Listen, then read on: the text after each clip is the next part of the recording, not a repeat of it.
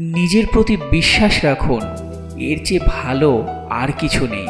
যখন তোমার মনে হবে যে আর পারছো না, এবার ছেড়ে দেওয়া উচিত, তখন শুধু একবার মনে করে দেখো যে শুরুটা কেন করেছিলে।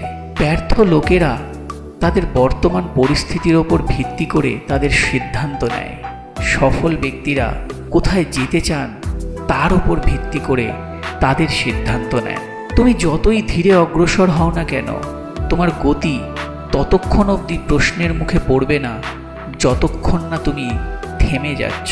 খরগোশ ও কচ্ছপের প্রতিযোগিতায় কচ্ছপ জিতে গেছিল শুধু এই কারণেই।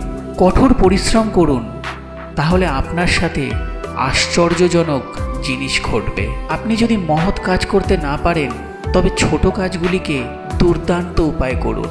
তুমি সাফল্য থেকে ততটা দূরে আছো যতটা কঠোর পরিশ্রম থেকে।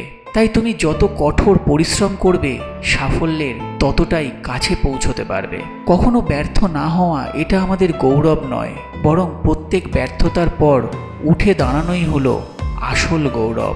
লক্ষ্য পূরণ করতে না পারা যতটা না বেদনার, জীবনে কোনো লক্ষ্য না থাকাটা তার চেয়েও বেশি দুঃখজনক। আপনি যা করতে পারবেন না বলে মনে করেন, তা আপনাকে অবশ্যই করতে হবে। নিজেকে অন্যের সাথে তুলনা করবেন না। সূর্য এবং চাঁদের মতন হন এবং আপনার সময় মতো আলোকিত হন।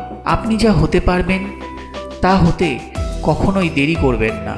যা কিছু তুমি হারিয়েছ, সেটার জন্য কখনোই শোকাহত হও না, কারণ সেটা কোনো না কোনোভাবে অন্য রূপে ঘুরে আবার চলে আসবে। তোমার স্বপ্ন আর তোমার মাঝে দাঁড়িয়ে আছে কেবল একটি জিনিস, সেটি হচ্ছে অজুহাত।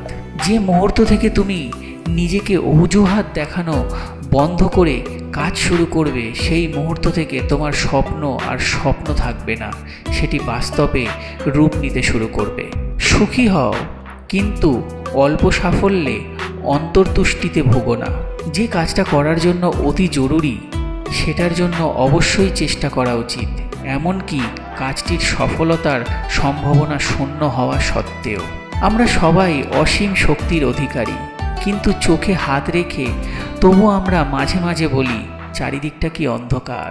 পৃথিবীর সব বড় অর্জনগুলো সেই সব মানুষদের দ্বারা হয়েছে যারা কোনো সম্ভাবনা না দেখার পরও আশা নিয়ে চেষ্টা চালিয়ে গিয়েছেন। কোনো প্রতিকূলতাই বাধা নয় যদি তুমি সচেতনভাবে সাড়া দেওয়ার অবস্থায় থাকো।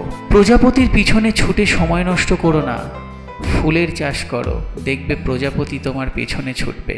চলতে চলতে বাধা সবাই পায়, তুমিও পাবে, হয়তো পড়েও যাবে, কিন্তু কত তাড়াতাড়ি তুমি আবার উঠে দাঁড়িয়েছ তার উপর নির্ভর করছে যে তুমি বাকিদের থেকে কতটা আলাদা।